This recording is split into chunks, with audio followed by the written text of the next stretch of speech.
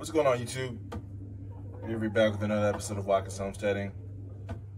As you guys are aware, we are getting a pig soon, and I need to build a trough. I've seen a few made out of like the plastic 55-gallon barrels, food grade that you can buy on Facebook, but I'm gonna try a different method. I've got some 2x8 by, this one's probably close to 4. This one's probably maybe almost 7. I'm gonna try to cut this one to match this one and make almost a V-shaped kind of trough. Something durable, pressure-treated wood, something reliable that I know will hand up to the ruggedness and toughness that pigs are. So I'm just gonna look at it, probably cut these two boards at some sort of angle to have them make a nice V, and then just put some supports on the side, T-post them into the ground, wire them tight so it won't move and rock and shake, and go from there. So I cut one board down. I used a 25-degree angle, as you can see. So then this board now is going to set up against this board at the angle that I've cut to leave a trough effect for the pigs.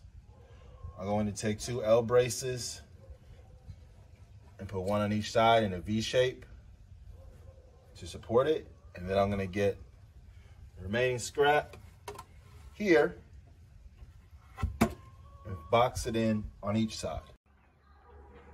All right, so we've got the trough built. Now I'm just gonna put some 2x4s on each side to add some additional leveling support. It's level to the ground.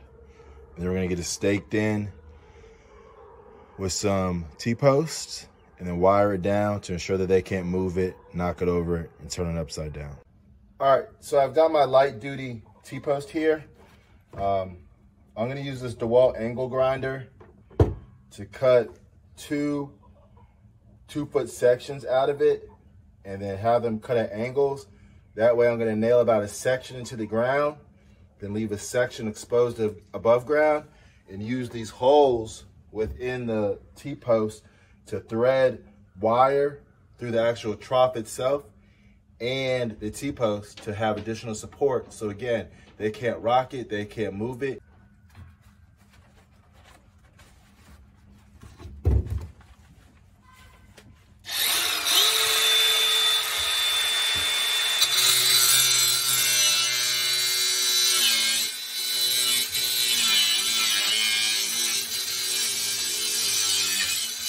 We've got our trough in place. We're just gonna do a little bit of management of the small tree here and some other just vines and things of that nature.